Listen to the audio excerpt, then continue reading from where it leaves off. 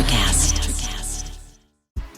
There's a change happening in the way we live, the way we work, the way we spend our money and make our decisions. We are evolving to be more conscious in our actions in a way that serves the world and makes it a better place. Welcome to the Ethical Evolution. The Ethical Evolution podcast is brought to you by the Ethical Change Agency. I'm Bindi, CEO and founder, and I am honoured to bring you the stories of those who create change through paying it forward and giving back. Ethical business owners and holistic healers who are determined to create collective change in the world. Once we have a change in consciousness, and through collective change, we can become one.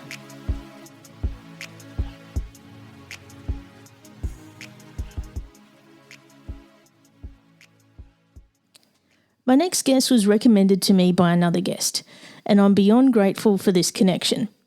When I checked out who she was and what she did and sensed her energy, I knew this was going to be a conversation that we were both looking forward to. Sarah Bryanne Grady is a holistic birth and postpartum doula, a former psychotherapist, yogi, and theatre artist. Based in North Carolina, Sarah has started her 7 Sacraments of the Goddess workshops that came to her through Mary Magdalene. The Sacraments are all about women returning to their inherent worth and releasing the core wounds of patriarchy that prevent us from living our fullest lives. Each sacrament is a rite of passage, explored through embodied techniques, drawing upon the breath, dance, yoga, and even therapeutic theatre tools. Working in an embodied way allows the concepts of each sacrament to be metabolized in your system so they become grounded into your physical and practical lives. The energy in this conversation was truly electric, despite the distance between us, and we are both now glad to have met another soul sister. Enjoy this deep yet high energy exploration of women as queens and goddesses. Welcome, Sarah, to the Ethical Evolution. Thank you so much for having me. It's such an honor. Now, you and I are both super excited to be with each other today. So this has been coming for a long time, so we're super excited. But for those who don't know you, can you tell us who you are and what you do? Absolutely. So my name is Sarah Bryanne Grady, and I'm a doula, both of babies and women. Consider myself a birth doula and a life doula. And I am the vessel, the channel for a body of work called the 7 Sacraments of the Goddess, which came to me and through me via a visitation from Mary Magdalene about 3.5 years ago. Whoa. So I'll share more about that, but that's a little bit about me. And, I think this is the thing. And so you were recommended to me by another guest, and I can absolutely see why. And one of the things that I've noticed, because I've been stalking you on Instagram, okay, is we have so much in common in that we get these downloads and these messages. And so can you tell us how that works for you? Yes, I love this question. So for me, it's all about the body. And I think that is the divine feminine principle. It is the body and that embodied knowing or wisdom. So when I get a download, it's like a physical sensation comes over me or almost stops me, right? I can feel it. It like starts to creep up on my shoulders and I'm like, oh, something's coming. And then in the moment when that thing comes, whatever it is, the sensation's deeper, like usually either in my heart or my womb or my gut. And it's purely embodied for me. There's not a lot of thought that goes into it. Usually there's an afterthought that's like, oh, I should probably put that on Instagram, or I should probably let people know about this thing and not just have 12 million journals where I write it all, so. Yeah, and for me, it's usually when I'm on autopilot, like when you clean your teeth, you're in the shower, you're just, on autopilot, and then it comes through and it's like, oh, all right. And then you've really got to pay attention. Like some of them sometimes are like, I know I got a really big one probably about a month ago, and it was almost like a punch in the gut, and I was like, "Ooh, all right, you got my attention. What's going on?" And basically the message was, "You're living out of alignment." And I went, "Ooh, okay, I hear you. I hear you." And boy, what's happened since then? Wow. This is it. You've got to listen to it, and you've got to harness that. You can't just go, "Oh yeah, whatever." You've actually really got to do something with that. This is purpose. This is purpose. Absolutely. And for me, what I've come to understand about that process, when we get those sucker punches of knowing, right? It's not usually convenient. No. It's not like wrapped in a pretty box, or, like, here you go. Oh my God, this is so great. It usually requires me to change something or do something that doesn't make sense right away. But always, there's never not been a time that I looked back, hindsight, and saw the divine hand involved. Yeah. So at this point, I just trust it. I'm like, okay, here we go. Yeah. And like even the whole vision for my business and the agency, that all came from a vision. So, and it was so crystal clear. Even the logo that you see behind me was in neon on a wall, and then I went and designed it. So and there's meaning in it. It's not just, there's not just a surface to it. There's deep meaning to it. So it can change your life if you listen to this stuff. 100%. In fact, isn't that why it comes? Yes. Like our souls call it in before our human selves know that we're ready, but we're ready for that change. And I think that it helps that we're awake. I think that's the other part of it. Like, and I know a lot of people talk about being woke and all that kind of stuff, but seriously, there's that once you strip away those layers of, all the beliefs and, the limitations that you put on yourself, and you actually wake up to, well, I'm here for more than just this. Yes. Like, that's when you can receive this stuff. 100%.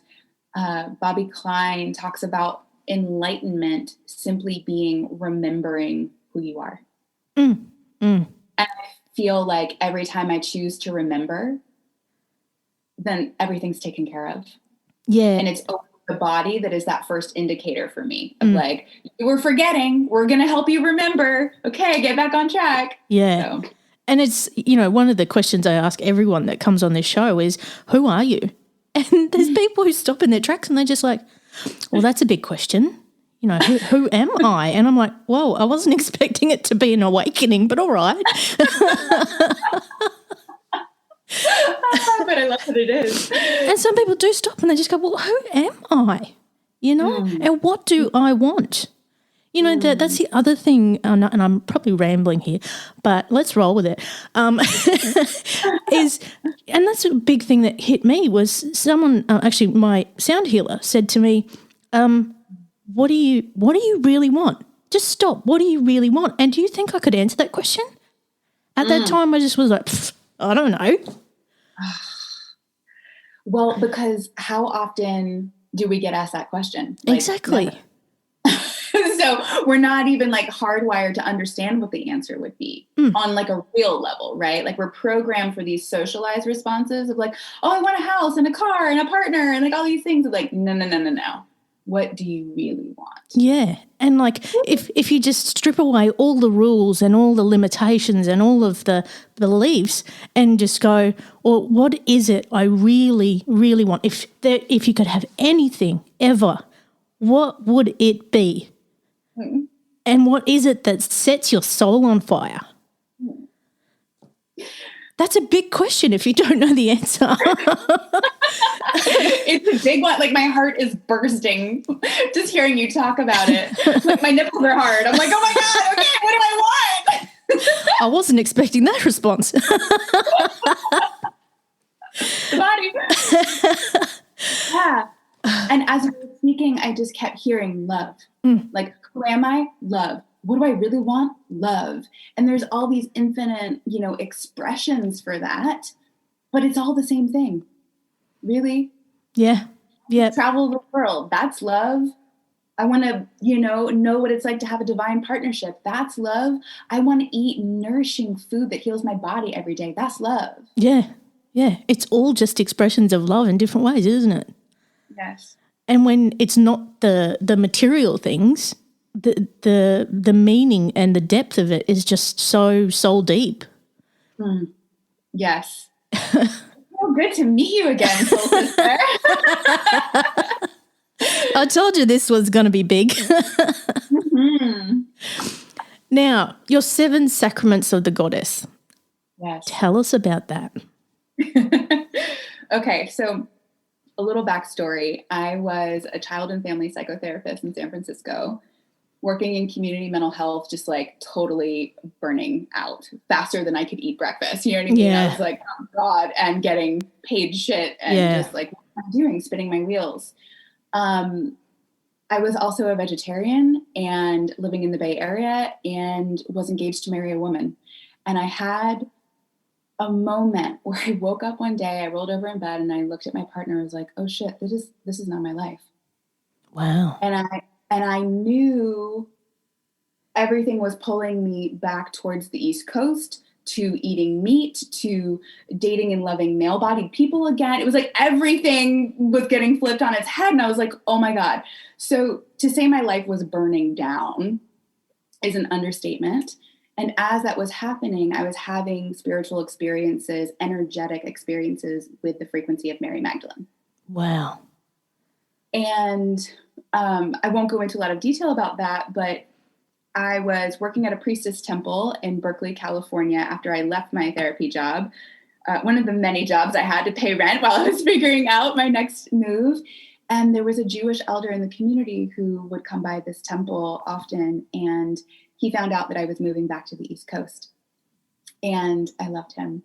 He said, Sister Sarah, like I was a nun, Sister Sarah, can I bless you up on your move to North Carolina? And I said, sure, I would love that. And so he sat me down at this temple and he said, okay, you've been so good. You've listened to me talk for years now. I want to know about you. How did you become the woman of faith that you are in the world? Like literally working at a modern day priestess temple in the middle of Berkeley, California. Like how did that happen? So long story short, I told him, like, I'm the product of an Irish Catholic mother and an atheist father. Wow. So, like, my childhood in relationship to spirit was deeply conflicted, to say the least. So I left home at 18 and I really went on my own spiritual journey. And through that, was able to understand that all the crunchiness I felt in the Catholic Church growing up, of like feeling wrong for who I was, or feeling like God was some big man outside of me, like that there were other narratives, you know, that God could also be a woman, and that she was benevolent and I was good and I was created from her. And she is also called the earth, and she's also called dancing and the ocean and making love and eating food, and right, that's God. So I shared this story with him.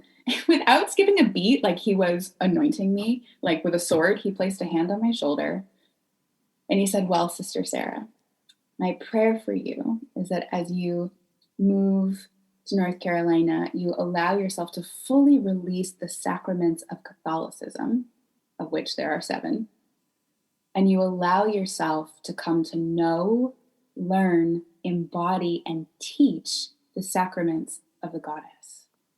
Whoa. I know. And when he said it, it was just like chills up and down my spine. And I knew, like, that wasn't just Barry talking. That was the goddess. That was the mother. That was Mary Magdalene coming through to say, this is your assignment on planet Earth now. You did the work of dismantling what didn't serve you. And there are a lot of people who are in that same place, who are burnt out, who are tired of being tired, and they're looking for a new way. And we're going to give you that new way. And flash forward to, I'm in North Carolina, I'm sitting at my altar, and I kind of just did one of those, like, okay, like, whoever you are, whatever you are, what the heck are these sacraments of the goddess? And almost immediately, the presence of Mother Mary came to the back of my heart to just like create safety and soothing. And then Mary Magdalene came right in front of me, just like my dearest friend, you know, earthy and sensual and embodied and loving. And she said, okay, Sarah, I'm going to give you these sacraments. They're actually quite simple, but they're not easy, given the world that you live in. So I'm going to ask you to write them down. And I did. I took out my journal. And she said, now go live them. You are not allowed to talk about them, teach them, like stand on a mountaintop and, spew this out. Like, go live them, allow them to change your life. And then when the time is right, you'll know. And given the current state of the world with our global pandemic, the time is now. Yeah. Wow. Oh my gosh. Yeah. That's huge. Yeah. And it is huge. And what I most want to convey, because people are always like, the 7 sacraments of the goddess, what the heck is that? Is that they're actually 7 really practical, simple principles for creating a life of greater harmony in yourself, your relationships, and with the earth. About coming back into balance and resurrecting the ancient divine feminine wisdom of how we used to always live. And bringing it back now. Yeah, because we've gotten so off path, haven't we? Like, and it all comes back to the self. I think, when we get right with that, everything around us changes. Absolutely. And, one of my favorite yoga teachers used to say, like, peace on earth starts right here with you on your mat. And I used to be like, what are you talking about? And I really, really get that now, and it's a constant choice. So when I teach and talk about the sacraments of the goddess now, I say it's a roadmap to radical self-commitment. Ooh.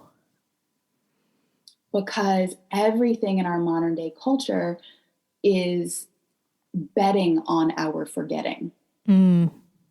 So we have to choose consciously every moment of every day to remember who we really are. And when we choose it over and over and over again, and it becomes muscle memory, then we're kind of unfuckable with. I love that.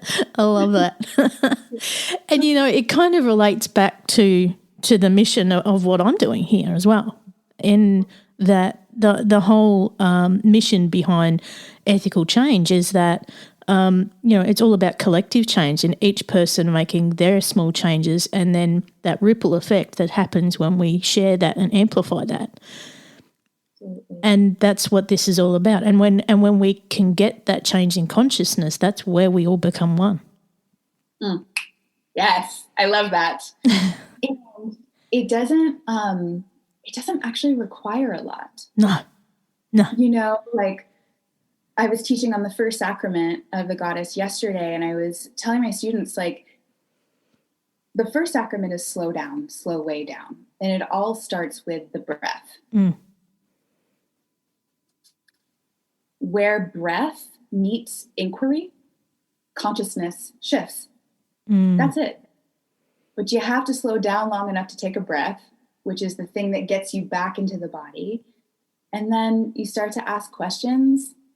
Is that really how I feel? Or is that thing really true? Or is that really what I want to do? And then it's almost instantaneous, the shifts in consciousness that can unfold. Yeah, absolutely. And, with a lot of my clients, one of the things I often say to them, just breathe, stop and breathe. Yeah. Because it's like they get so tied up in all of the stuff and you just like, just stop, breathe, because we just forget to breathe. And this is something I came across a little while ago, and I think I posted it on Instagram, and basically it's the first thing we do when we're born and it's the last thing we do when we die. But we forget to take the breaths in between. And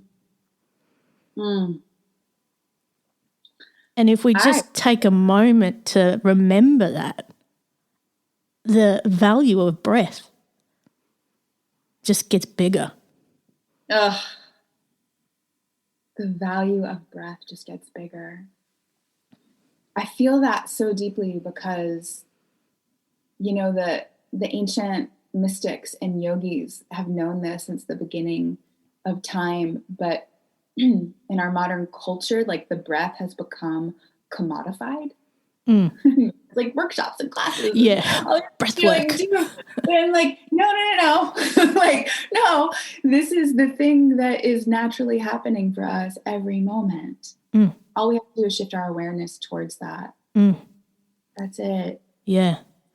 Thanks for helping to do your part to help people remember that we have it. Yeah. And it's just, wow, it just creates, again, radical change where we just stop and take a breath, you know? Yeah. Like even in business and in, you know, every walk of life, just stop and take a breath. Absolutely. Because in that place, we move from reactivity to responsive, right? React to respond. And I was just thinking yesterday, I was like, oh, right. Like most of us, because we're not breathing, we're operating from the limbic system, our primal brain, right? Fight, flight, freeze. And we're just like jacked. Yeah. Yeah. And so when we take a breath, all of that slows down and we move from our primal brain to our frontal lobes, right? Which is where ration and logic and decision-making happens. But I just put 2 and 2 together, which is so silly because I've been a practicing yogi for decades and a dancer, embodiment coach, all these things, right? And I'm like, what's in between the limbic system and the frontal lobe? Our pineal gland, right? The portal to source consciousness, to our intuition, to our divinity, right? And so like when we take a breath, we get instantaneous access to that. And that is the thing that then influences our ability to make decisions. Yeah. And like you were saying, we are so constantly jacked up with, you know, our nervous system is completely on fire all the time. All the time. And just breathing can just stop that, you know? No, like I understand why people don't breathe because what happens when we slow down and we breathe, we have to feel things. Oh, yeah. Yeah. Oh, and that's hard, you know, and the fear, like the perceived fear of what is going to be felt and how intense that's going to be is often what stops people from even feeling it. And it is the bridge to our liberation. Yeah. And that's another thing. Like, you know, I'm all about feeling the feels, you know, like that's what we're here for. You know, we're human. God. Yeah. I mean, you know, we chose to come in to a physical form. Yeah. So like, why are we constantly trying to ascend, transcend, escape that? Yeah. Like, I love how Mary Magdalene really points to in her gospel that ascension is about going deeper in the heart. The deeper you go in, the deeper the ascension. And so for me, I'm like, game on. I'm a Scorpio. I've got all this water in my chart. I'm like, let's feel all the feels. Sometimes I need to like pull myself out of that, but like just the emotional body, but also the pleasure of the physical body to be in a human form, to dance, to run, to walk, to make love, to smell flowers and eat food. Like, holy shit, it's so incredible to be a human being. I know. And I was having a conversation with a guy the other day who he was actually born with cerebral palsy and he was told he'd never walk and all this kind of stuff. Anyway, he now is a life coach. And basically, you know, something that I came to the realization, and it wasn't that recent, is that we are a miracle. We are an absolute miracle. Like when we think of, you know, the physical body and everything it does, like we are just an absolute goddamn miracle and nobody takes the time to recognize that. Thank you. Thank you. Because that's the deepest truth. It is a miracle. It's a wonder that any of us even get conceived in the first place. Exactly. Oh my God. Do you know how many sperm have to like try to get in to just fertilize one egg? And then you're here and you grow and you have fingers and toes and you're breathing and you don't even have to think about it. Like, what is not miraculous about that? Yeah, I mean, and even if you just think of how we're put together and how we're wired and that we can do what we do, you know, like if we just took the time to see what miracles we were instead of putting ourselves down and hating ourselves and abusing ourselves, like, wow, imagine what the world would be like. Oh my gosh. That's the revolution, you know? You're welcome. Revolution. You know, like everything in our global culture, unless you're living in an indigenous tribe or community, it's like you're indoctrinated towards self-hatred because capitalistic societies benefit from that financially. Full stop. That's what it is. So, you know, my zone of genius is with women, but if you're in a human body and you love yourself, you're dangerous. Oh, yeah. Regardless of your sex, your gender expression, like any of it, you're dangerous if you love yourself. And so, like, I love daring my clients to be dangerous. Love it. Love the miracle you are. And it's funny, in the last 2 years, I pretty much have transformed from, I'm a very different person to who I was 2 years ago. And yes, I do love myself now. And I used to hate myself, something bad. And now, when I say things about myself that are like really nice, you know, people laugh at me. I'm like, it's not funny. I mean it. They're like, who are you? I'm like, this is who I am. Oh, and who you always were. Yeah, right? it's like, just that I was hiding it. Yeah. Yeah. Welcome home. Good work. Yes. Lot of healing there. Lot of healing. A lot. You know, I'm recovered from a very long eating disorder, and I did not get to that recovery from going to a clinic or going to therapy or anything that you would traditionally think for that healing path. I did it, honestly, by going for runs in Golden Gate Park in San Francisco, California, and for the first time in my life, seeing other women with bodies like mine. And the more I saw other empowered women, the more empowered I became, and it broke down all of the programming I had. And I remember going on a particular run. I had challenged myself to run a half marathon, and not for like losing weight or looking a certain way. It was like literally because I just wanted to feel my strength. And I went for a run, and I had been kind of running pace with another woman. And at the end of the park is Ocean Beach. And I just saw the ocean, and I fell to my knees and I wept. And I realized, it was just like one of those moments of profound realization that I'm a miracle. This planet is a miracle. My body is made up of the earth. The earth is me. What was I so worried about? And now the way I look at my body and talk about my body and touch my body and nourish my body, it's like I can't imagine anything more beautiful. Yeah, and you just radiate that, can I say? You absolutely radiate that. Thank you. Thank you. Thank you. And part of the healing that happened then is also happening now in this moment. So I want to presence it, which is the power of mirror neurons, right? Like I saw others in that park who looked like me, who were maybe even 100 pounds, like larger than me, and they were rocking it, right? It didn't matter. It was that I had a tribe of other people who said, F those standards, be who you came here to be. And every single time I have a conversation with somebody in which we are uplifting each other's bodies and beings instead of competing or judging, it's healing. So thank you for the healing today. Thank you. Yes.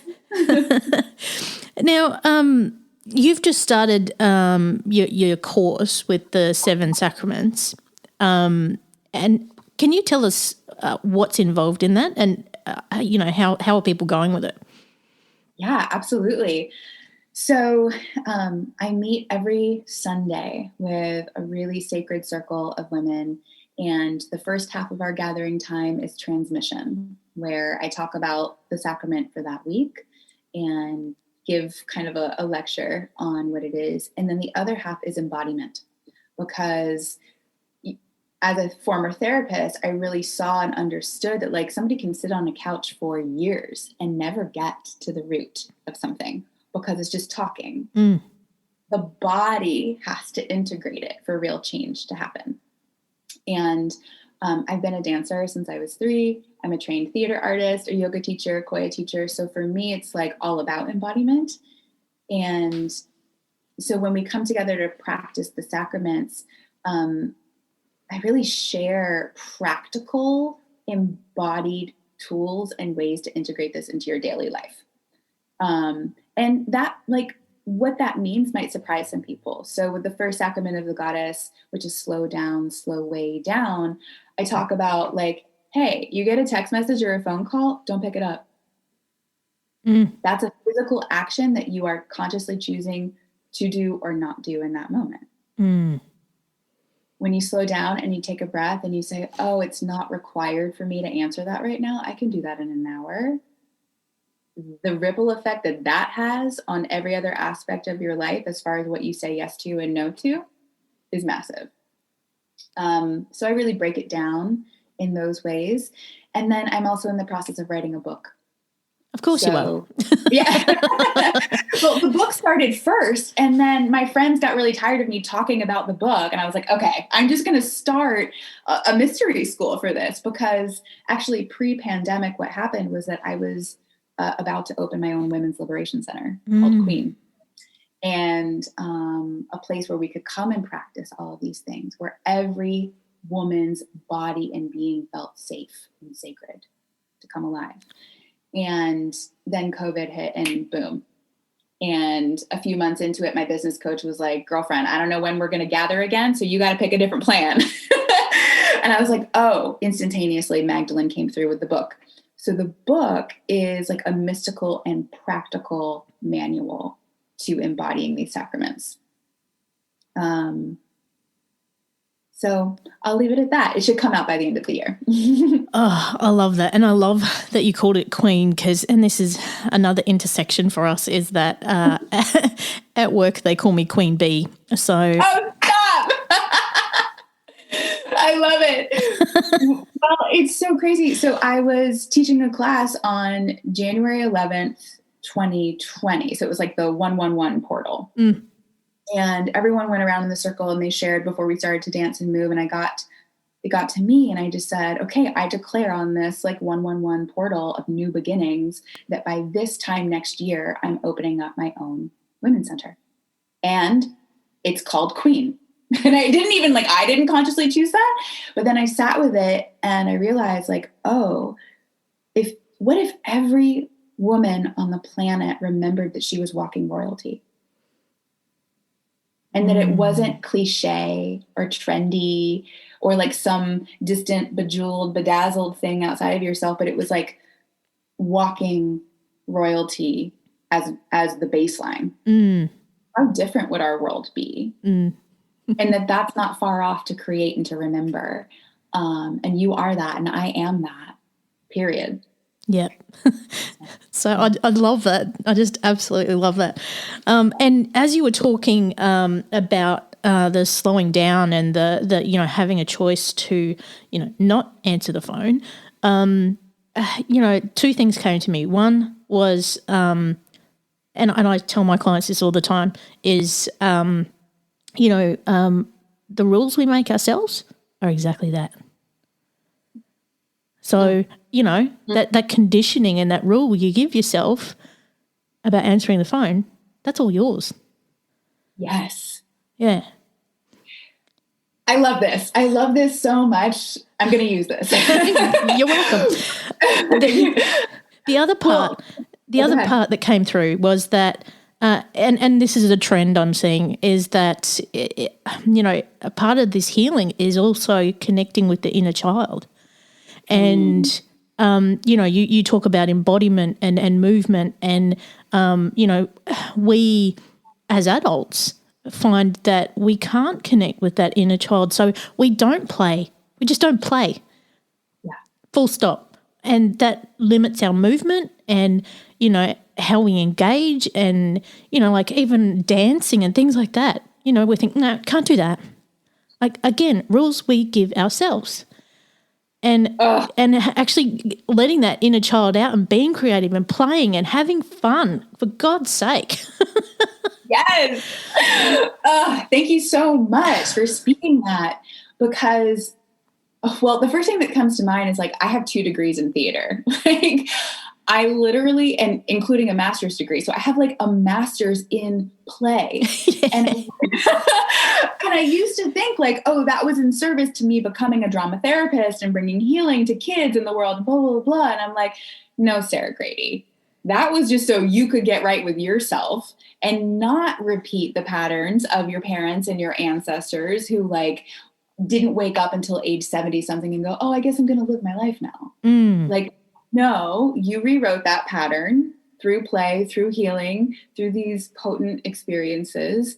And you get to help liberate other people to do that now too. Yeah. Because it just, it's actually impossible for us to evolve as a species if we don't. Yeah. Right? Joy, I really feel like, is the bridge to evolution. Yeah. And if you don't connect with that play and that inner child, where's the joy? Where is it? Totally. Well, so Sacrament 4 is connected to the heart chakra, and it is the sacrament of reparenting. Yeah. Because the inner child carries so many wounds. And without going into the whole sacrament, what I often cue people to do, though, is when we get into the heart compass, is what it's called. Sacrament 4 is heart compass. I say, literally place your hands on your heart like you would a baby's bottom and pat it and rock it back and forth when you're experiencing a moment of grief, of sadness, of triggering, whatever it is, and know that you can give that to yourself. And then immediately, without skipping a beat, please call in Mother Earth and Father Sky and know that you are their divine child and that, like, they ain't going nowhere. So like that is really important so that we forgive and liberate our parents. And we now have access to that joy and to that child within ourselves always, without needing something from them that they may never be able to give us. Yeah. And, you know, that's something that I've learnt through all my healing that I've done. And I've, primarily done a lot of sound healing. And, you know, all of the things that we inherit from our parents, our ancestors, when we can break through those and forgive those and reprogram those, wow. Everything. And I used to think, like, early on in my healing days, that precipitated a conversation with them about it. Like, hey, Mom, this is what I'm doing to heal my mother wound. Or like, hey, Dad, like, anger issues. Like, this is like how I'm working with that. And like, that never really went over well. Yeah. So, you know, like, really, really being able to trust without a shadow of a doubt that wherever you are in your process, the work that we are doing as individuals, not only does it have a ripple, but it can't not have a ripple. So what an honor to be the black sheep of the family, doing the work on the behalf of those who came before so that those who come after don't have to. Yeah. And you can also, you know, through your own healing, help your parents in their healing. Yes. Which is one thing I've learnt, because I'd go and get healing and then I'd ask Mum the next day, do you feel a bit different today? And sure enough, things did shift. I love it. Yeah. So look at that little miracle. Yeah, exactly. I always get a call or a text. Like, without a shadow of a doubt, I'll be in a workshop and my phone will be on airplane mode all day or something. And then I'll turn it back on when I go to dinner. And it's like, oh, there's my mom. How's it going? It's just like, how are you? I'm like, I'm doing your work. I'm over here. Now, I want to ask you a bit of a left field question, Sarah. Okay. If you could define what being ethical means to you, what would it be? Instantaneously, what comes through is back to the body. It's like not even a word. It's just like I had a sensation of coming back to the inner truth detector inside of my body. So my high heart or my low heart of my womb, and like that gut knowing, that feeling, whatever that is. We all have it. It's our ethical or moral compass. It lives inside of us. But then, like, how do I translate that into words? I would say following that in a way that does not cause harm to self or others, right? So, like, what might be ethical to me could be very different from what is ethical to you or someone else, but, like, we can agree to disagree if it doesn't cause harm. Yeah. Yeah. Oh, I love that. And I could see the actual physical response in you. You were like, "Ooh, hey." Now, obviously you're doing your course at the moment and you're working on a book. What else you got coming your way? I mean, I always love working one-on-one with women. You know, that's kind of the juice, is diving in and creating that sacred space one-on-one to apply all these things. You know, I'm still a doula, although that shifted a little bit from COVID. I couldn't be in hospitals, and then I was, and then I couldn't. And I was like, screw it. I'm just going to write this book and see what happens. But I care deeply about helping women birth their babies and birth themselves. And, you know, something that has been happening for me during the pandemic is that my body has been pulled to a different earth grid. So I think it's pretty common during times of collective change and evolution for people to receive assignments. And a little bit about me, I grew up in North Carolina, and then I left at age 18 and lived all over the place, mostly California, but also South America.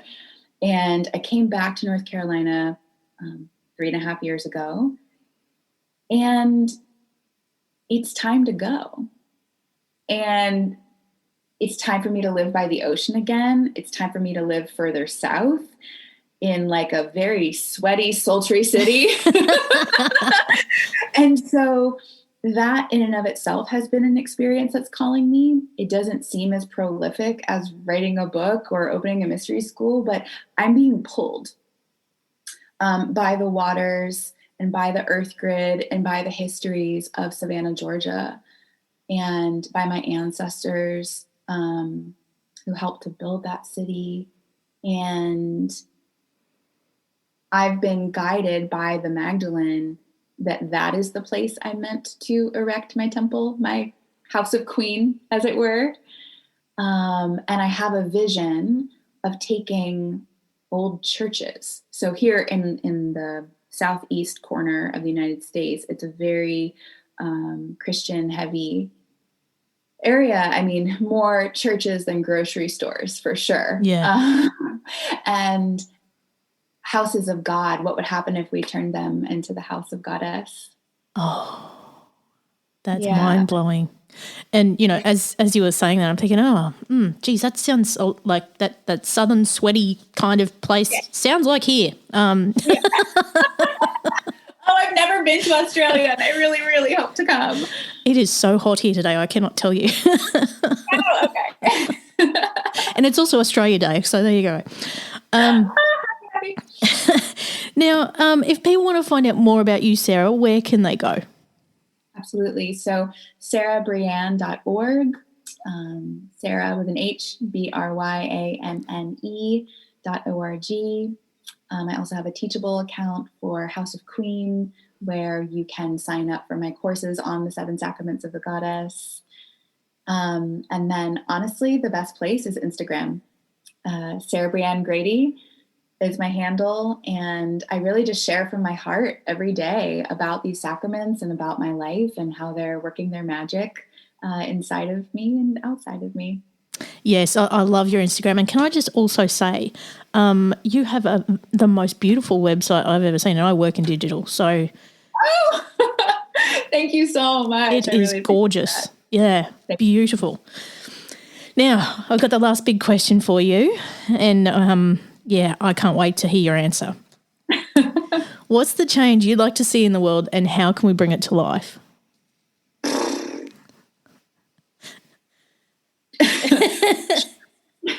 True women's liberation. What I mean by this is the women's liberation movement of the 70s, it did something for me. It did something. But the shadow side to that is it then forced women into this, well, I have to do it all now because I can. And so we have, we override our own bodily boundaries and our emotional and energetic boundaries on the daily in the name of equality. And there's nothing equal about it. And so my vision for the world is true women's liberation, which is to say we live in a world where every woman knows she has choice. She exercises that choice, and she knows that people respect that choice. And if they don't, she feels free as a bird to move on from those people, places, or situations. Yes. Yeah. Amen. Yeah.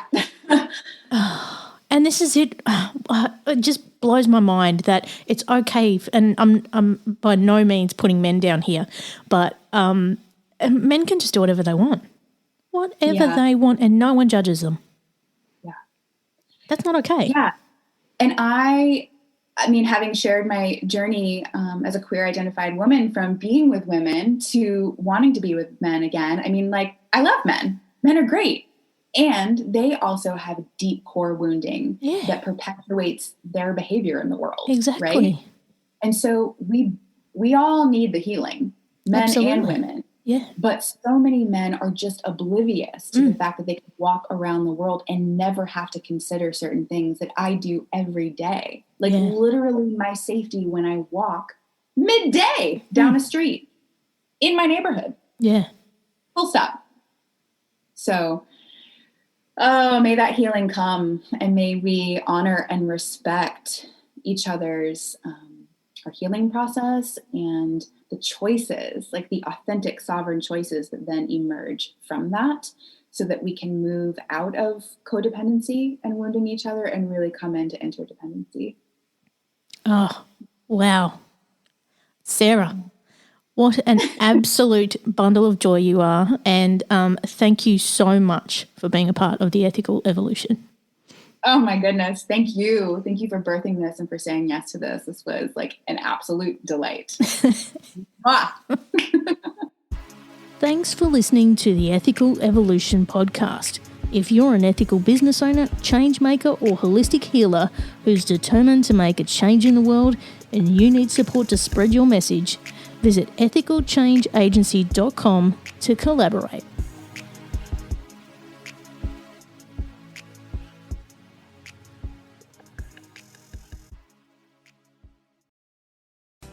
Hey, it's Tim from 50 Years of Music with 50-Year-Old White Guys, the comedy podcast you had no idea you needed. Join Ben, Jeff, and me as we continue our musical road trip back through the years and around the globe. See, just when you thought all white guys were like Joe Rogan, you come across 3 educators trying to remember when we were cool. 50 Years of Music with 50-Year-Old White Guys. Electricast. Miles, are you ready to record our promo for Season 2 of the Wanna Bet podcast? David, have you ever seen a grown man naked? Miles, we're not here to quote lines from Airplane. We're here to tell people that Season 2 starts August 18th.